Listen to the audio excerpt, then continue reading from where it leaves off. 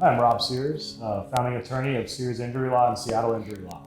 And I'm David Brower. I provide paralegal support services to Sears Injury Law and Seattle Injury Law. And I'm Ryan Stuber, agent and co-founder with P&W Insurance Group. We're an independent insurance agency here in Washington. So today, guys, got a great topic. Want to talk a little bit about, okay, I think I need to call an injury attorney.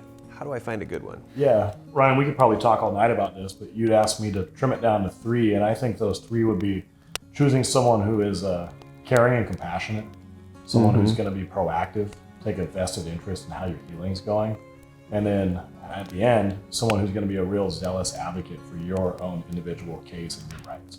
How do I know that when I call you for the first time? You know, I think you'll know because we're going to want to know about you.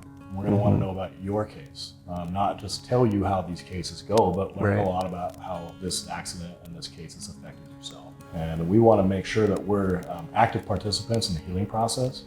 So we'll want to be connecting with you on regular intervals, making sure that the care that you're getting is improving your condition, making your injuries better, so that you have the resources available to you to go restore your health while we're working on the legal aspects. Perfect. Yeah, and I think you hit on some key points there. If your attorney's talking like that, talking about restoring your health, reducing stress on you, trust your instinct. That's probably a good person to talk to. If we or your lawyer is an active participant in the healing process, that will lead to a better settlement because it will be a much cleaner case in the insurance company's eyes. Our reviews online is another place that people can look at and see what our past clients' experiences have been, and they will see what our values are, what we stand for, that we're there for the little guy, that we're not there just to take the big case, that we'll step up to the plate, and we know that the person that doesn't have a huge claim needs our help as well, needs to be able to offload that stress. And then Dave, I think a good question to you would be talking about what to expect. What does the process look like once I'm working with an attorney? What should it look like? What we look to see is 3 phases. The first phase is the medical recovery part of the claim, and Rob touched on that, is to make sure that that person receives all the care that they need. Once that happens, then we kind of move into the phase of documenting their damages. That moves us into the settlement phase. So we're sending a package to the insurance company with all of those damage documents that we've collected, obtained a final offer from the insurance company, and if we think it's appropriate, we'll recommend resolution to the injured client. Shortly thereafter, we'll be able to disperse those funds and resolve it for them.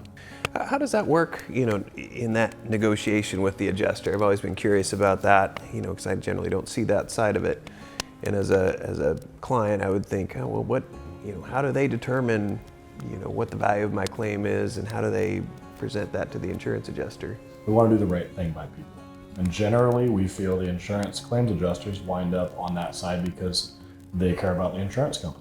Oftentimes, it's about communicating why they should see our claim in a favorable manner, why they should believe in our person, and why they should pay that claim at a level that we see versus a level that the higher-ups of the insurance company might recommend to them. There is an art to negotiation, and we're proud to maintain a pretty decent working relationship with most of the insurance adjusters, where at the end of the day, we're able to, if we can't see eye to eye, it's close. And we've been able to convince them to see this real person's case through a real person's lens and resolve it at a real person's level. Maintaining that good relationship with an adjuster, I think that's crucial. One of the unique things that we'll do is reach out to that injured person's treating providers throughout the course of the claim. We'll meet with them and coordinate the medical and the legal sides of the case so that injured person truly does have a team around them. Everything just works for that person's benefit when this happens. Ultimately, that's what all of our jobs is to protect our clients, take care of them, make sure that we do our best to make them whole again. So I guess, you want to recap kind of maybe top 3 or 4 reasons or ways to,